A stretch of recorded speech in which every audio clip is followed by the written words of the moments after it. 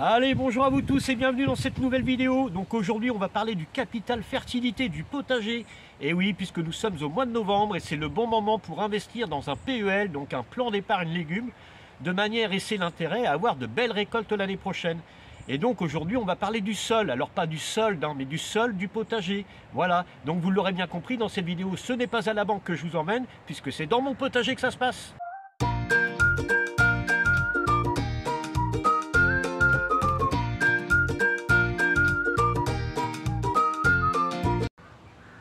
Alors, tout d'abord, pour démarrer la vidéo, ce que je voulais vous dire, c'est que je ne vais pas rentrer dans un gros cours de pédologie, je ne vais pas non plus faire cas par cas, parce qu'en fait, il existe différentes natures de sol et différentes histoires de sol, voilà, selon l'endroit où vous êtes, selon comment a été cultivé votre terrain ces dernières années.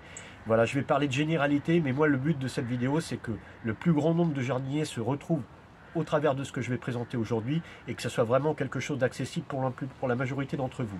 Voilà, maintenant, si vous avez des questions très spécifiques et que vous voulez rentrer dans des détails, vous avez les coordonnées du club Potager Pousse Partout à la fin de la vidéo, vous me contactez et puis on essaye de voir pour mettre en place un accompagnement et que je vous propose des conseils adaptés à vos spécificités. Voilà, donc aujourd'hui, ce que je vais vous décrire, c'est ce que la majorité des jardiniers ont en ce moment dans leur potager, à savoir qu'on a récolté le maximum de ce qu'on pouvait récolter, et j'espère que vous avez fait de belles récoltes cette année.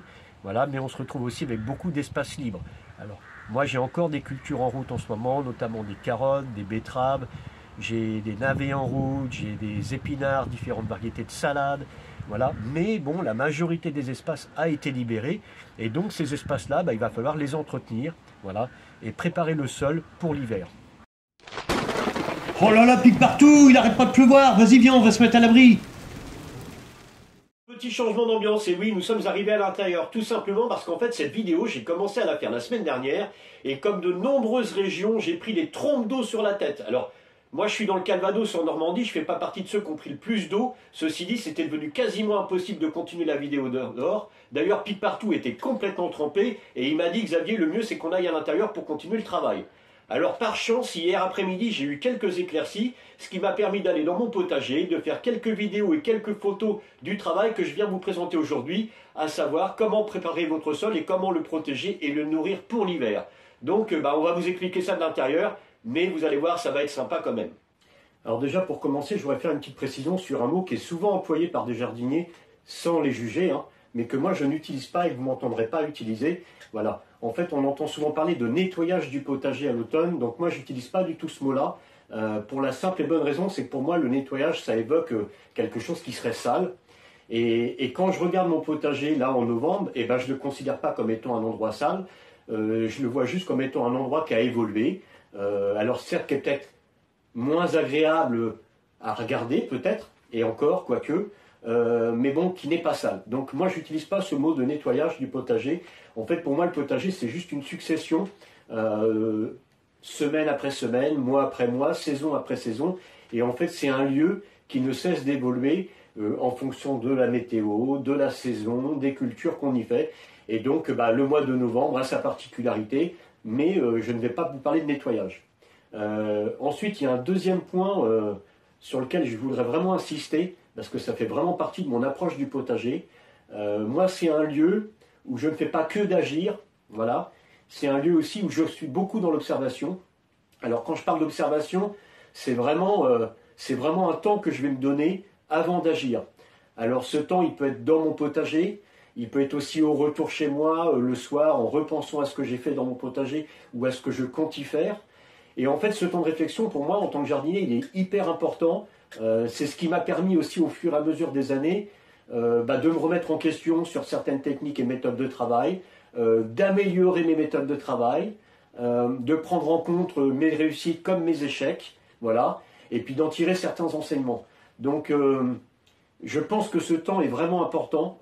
Pour moi, le potager, c'est vraiment un lieu où je réfléchis également avant d'agir. Voilà, donc le mois de novembre, justement, avant de passer à cet entretien d'automne pour préparer l'hiver, je vais avoir un temps de réflexion et d'observation. Donc cette phase d'observation, elle consiste en quoi pour moi? En fait, je vais faire le tour entier de mon potager, Alors, je vais pas m'occuper des surfaces qui sont encore en culture, hein, puisque je ne vais pas intervenir dessus. Mais par contre, je vais regarder toutes les zones où j'ai fini mes récoltes, voilà, et je vais les observer une par une. Alors, j'aime bien cette période-là aussi, parce que c'est un moment aussi où de temps en temps, on a quelques surprises qui peuvent être amusantes. Voilà, je vais retrouver des semis spontanés, notamment. Il peut m'arriver, là récemment, j'ai retrouvé de la mélisse, j'ai retrouvé des fèves, j'ai retrouvé des betteraves, j'ai retrouvé aussi du bouillon blanc. Par exemple, le bouillon blanc, bah, je vais le garder, la mélisse, je vais la garder aussi. Je ne vais pas garder tous mes semis spontanés, voilà, mais une grande majorité des fèves, je vais les garder aussi. Et ça, d'ailleurs, je vous ferai une vidéo spéciale sur les semis spontanés parce que ça vaut vraiment le coup qu'on se penche sur ce sujet-là. Donc ça, c'est une des premières surprises que je vais avoir un petit peu en regardant parcelle par parcelle. Et puis ensuite, je vais m'intéresser à chaque partie du potager et je vais la traiter d'une certaine manière. Alors par exemple, si on prend un secteur où j'ai eu des courgettes, donc les plants de courgettes ont été enlevés, les feuilles ont été au compost, enfin voilà, ça a été composté, j'ai plus les plantes. Mais j'ai encore des secteurs aujourd'hui, là, dans ceux que je vais traiter, où j'ai encore des plantes qui sont en place mais qui ne produisent plus, notamment des aubergines, des poivrons, j'ai encore de la cyclanthère. Alors je finis ma récolte de cyclanthère, mais j'ai encore quelques plantes de cyclanthère. Mais sur les plantes qui ne produisent plus, ce que je vais faire, alors moi j'arrache pas mes plantes, pour la simple et bonne raison, c'est que je veux garder mon système racinaire dans le sol. D'autant plus quand ce sont des cultures du type haricots, pois, fèves, toutes ces légumineuses qui ont en fait la capacité de capter l'azote dans l'air et de le stocker dans ce qu'on appelle des nodules, hein, c'est des nodosités qu'on va retrouver sur les racines et qui vont être en fait des vrais réservoirs à azote. Et donc, comme vous le savez, l'azote, hein, c'est essentiel notamment pour la croissance de nos plantes, donc il en faut dans le sol. Et donc, ça serait vraiment dommage d'aller arracher, par exemple, des haricots, alors qu'on a cette capacité d'azote qui est dans le sol. L'important, c'est que ça soit restitué dans le sol, hein, c'est un engrais naturel. Donc, c'est vraiment pour moi important de fonctionner comme ça avec mes cultures. Donc, par exemple, si on prend l'exemple des haricots, si vous voulez, ce que je vais faire, c'est que je vais aller les sectionner à la base, mais je vais laisser le système racinaire dans le sol. Donc là, justement, on va prendre comme témoin une parcelle où j'avais cultivé des haricots. Donc, je vais aller sectionner toutes mes plantes les unes après les autres, et je laisse mes racines dans le sol. Alors, une fois que j'ai fait le tour de tous mes espaces de culture, et donc que j'ai sectionné toutes mes plantes, que j'ai bien pris soin de ne pas jeter, hein, pour moi, ce ne sont pas des déchets verts, hein, j'utilise rarement ce mot-là, c'est un terme également que vous ne verrez pratiquement jamais utilisé. Donc, tous ces débris végétaux, hein, de culture, ça je vais me les stocker sur un côté. Et donc je me retrouve avec des espaces en fait qui sont quasiment nus, hein, où le sol est quasiment nu. Alors je peux avoir encore quelques résidus pailleux, de paillage, de broyat, de foin qui est encore au sol, mais bon, mon sol est quasiment nu et donc exposé alors à la pluie, au vent, au froid. Et ça, c'est surtout pas ce que je veux. Voilà, ça, moi, je veux pas du tout laisser mon sol nu. Moi, j'ai vraiment l'intention de protéger mon sol pendant l'hiver. Donc, je vais le nourrir et je vais le protéger. Donc ça, c'est vraiment les deux actions que je vais réaliser une fois que j'ai enlevé toutes mes plantes. Alors, le nourrir et le protéger, pourquoi? Le nourrir, comme je vous ai dit tout à l'heure, parce que mon sol, bah, il a perdu un petit peu de sa fertilité, hein, puisque j'y ai cultivé des choses. Et quand on est jardinier, en fait, on sème des graines, hein, on fait des semis, et donc ce n'est pas naturel, en fait, hein, ce sont des choses qu'on met nous dans le sol, et donc on puise de l'énergie dans le sol, et cette énergie-là, à un moment donné, il faut qu'on aille la redonner au sol pour pouvoir envisager de futurs semis au printemps et avoir une terre qui soit assez fertile. Et puis aussi couvrir mon sol pour ne pas l'exposer donc à la pluie, au vent, au froid, pour limiter le phénomène d'érosion, voire de lessivage, hein. Voilà, ce qui peut avoir des conséquences terribles, hein, sur la fertilité du sol. Et puis aussi pour protéger tout ce milieu vivant, hein, puisqu'il y a plein d'organismes. Alors on pense souvent aux vers de terre, mais ça c'est parce que ce sont ceux qu'on voit principalement à l'œil nu. Mais on a plein de micro-organismes, des champignons, enfin il y a tout un écosystème que je vais avoir besoin de protéger pendant l'hiver en paillant, voilà, en paillant mon sol. Donc je vais nourrir mon sol et le pailler, le nourrir pour le fertiliser, hein, pour ramener de la fertilité, et le pailler pour le protéger du phénomène d'érosion et de lessivage. Alors ensuite se pose la question sur qu'est-ce que je vais faire en premier. Alors, moi je ne retourne pas mon sol. Il y a On entend plein de choses là-dessus. Moi, c'est juste au fur et à mesure des années, en écoutant aussi d'autres personnes, en lisant des bouquins, mais surtout en observant. euh, pour moi, il est hors de question de retourner mon sol en profondeur. Pour la simple et bonne raison, c'est que tout ça, c'est un milieu vivant. C'est un véritable écosystème. Donc, vivant, il y a une certaine structure qui s'est mise en place. Et ça, de temps en temps, ça a pu demander des années pour se mettre en place dans certaines parties de mon potager. Et donc, si je retourne tout ça, eh ben, je casse tout ça. Il va de nouveau me refalloir énormément de temps pour reconstituer tout ça. Et ça, je trouve que c'est vraiment une perte de temps. Moi, je vous parlais du temps qu'on avait besoin tout à l'heure en tant que jardinier, mais le sol et la nature ont besoin aussi d'un certain temps pour se mettre en place. Et donc, aller détruire tout ça, pour moi, c'est vraiment quelque chose pour moi qui est contre nature. Donc, je ne vais pas retourner mon sol.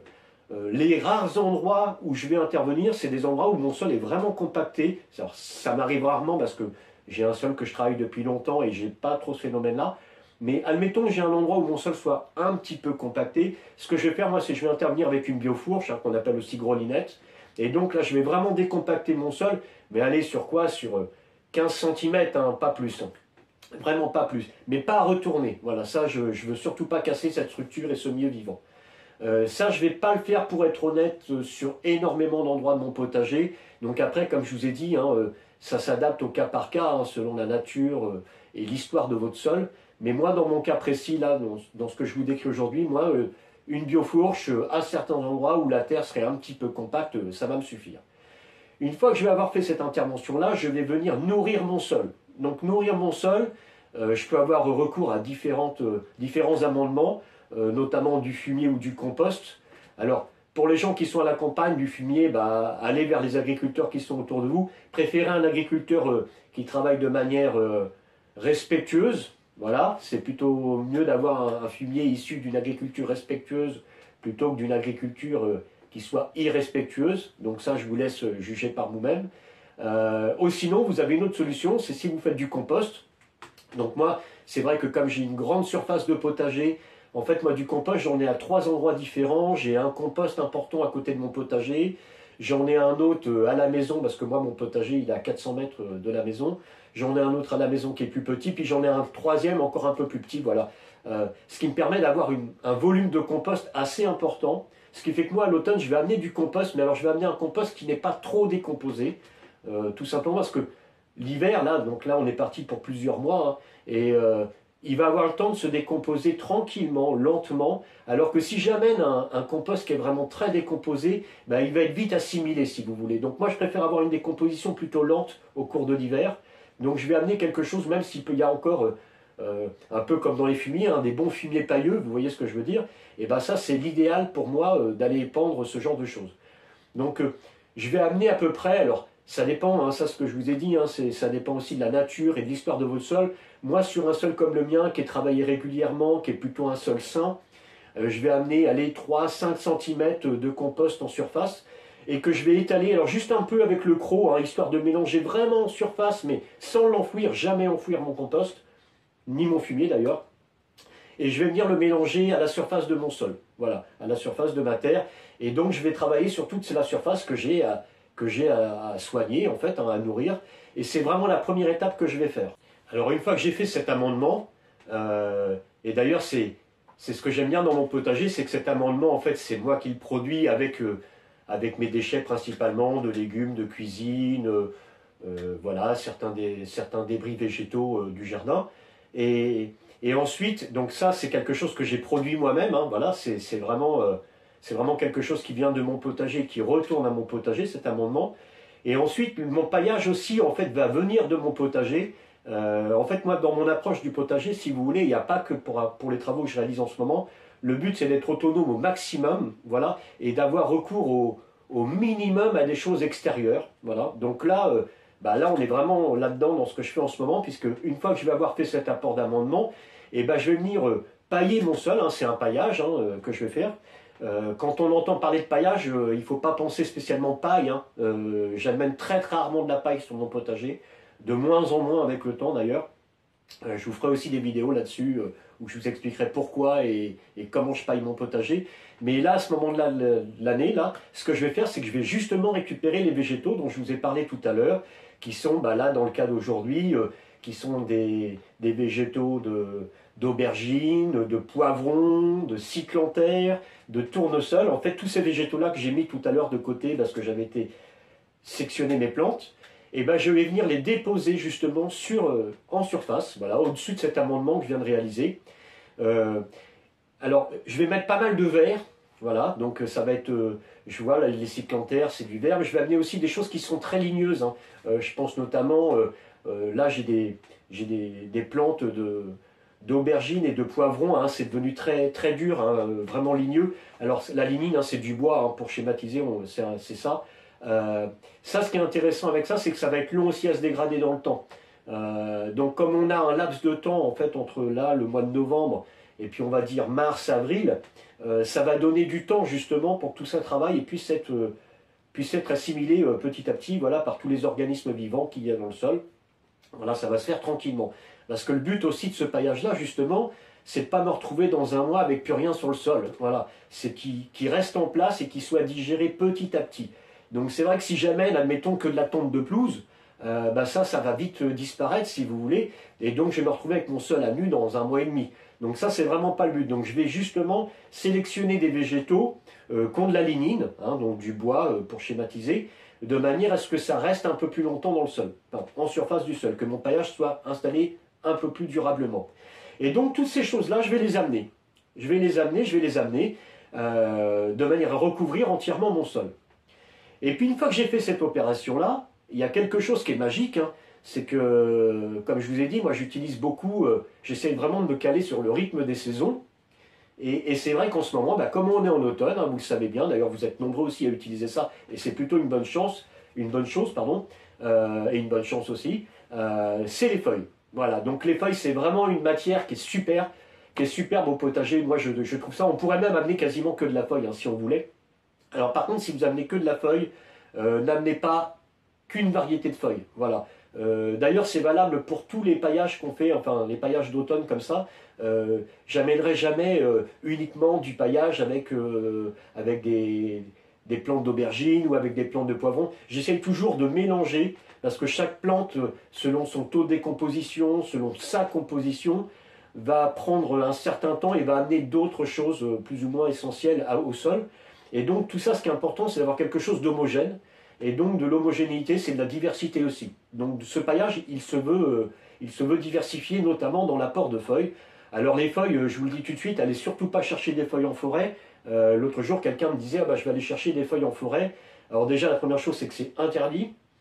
Et puis même sans parler d'interdit, pour moi, c'est du vol. C'est du vol qu'on fait, alors pas spécialement aux propriétaires de la forêt, mais carrément à la forêt. Parce que comme je vous ai dit, le sol, en fait, il met un certain temps pour se constituer. Et la forêt, c'est vraiment un bon exemple. Une forêt, le sol, il se refait tout seul, hein, automatiquement. Et donc, si vous allez voler les feuilles à la forêt, vous allez priver son sol d'un apport important dont elle a besoin pour être en bonne santé. Voilà, donc on ne va pas chercher de feuilles en forêt. Ça, c'est hors de question. Donc, des feuilles, en règle générale, on en trouve à l'automne assez facilement, hein. Donc, les feuilles dans les poubelles vertes, c'est pas bien. Voilà, c'est mon avis, c'est pas bien. Ça se met directement au jardin, voilà. Alors ça peut même se mettre dans des massifs, hein. Si vous avez des massifs, je pense au jardin d'ornement, hein, on peut utiliser de la feuille aussi. Donc là, moi, ce que je vais faire, c'est de la feuille, je vais en amener vraiment plusieurs brouettes que je vais venir déposer au-dessus de mes fameux végétaux, hein, que j'avais sectionnés, et je vais me faire une belle épaisseur. Alors, quand je parle de belle épaisseur, honnêtement, 20-25 cm, ça ne me fait pas peur, hein. Vous voyez là, mon hérisson, il fait à peu près 20-25 cm, allez. L'épaisseur de pique partout, ça, pour recouvrir le potager, ça vous fait un beau paillage. Voilà. Et une fois que ça c'est en place, alors, moi ce que je vais faire, alors il y a de temps en temps des gens qui me disent oui mais les feuilles s'envolent. Alors c'est vrai que les feuilles de temps en temps s'envolent, sauf si elles sont vraiment mouillées, elles vont être plaquées. Donc ce que vous pouvez faire éventuellement, c'est de ramener un peu de débris ligneux, hein, des morceaux de bois. Là par exemple, moi je vais utiliser notamment, principalement du tournesol, hein, comme j'ai des grosses sections de tournesol. Je vais venir les déposer sur mes feuilles.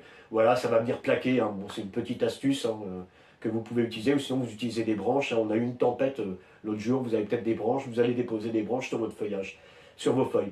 Voilà, et donc là vous avez une belle couverture, vous avez nourri votre feuille et vous l'avez bien couvert. Et puis normalement, si vous avez fait ça dans de bonnes proportions et avec les bons matériaux, et ben normalement ça devrait être digéré pendant l'hiver.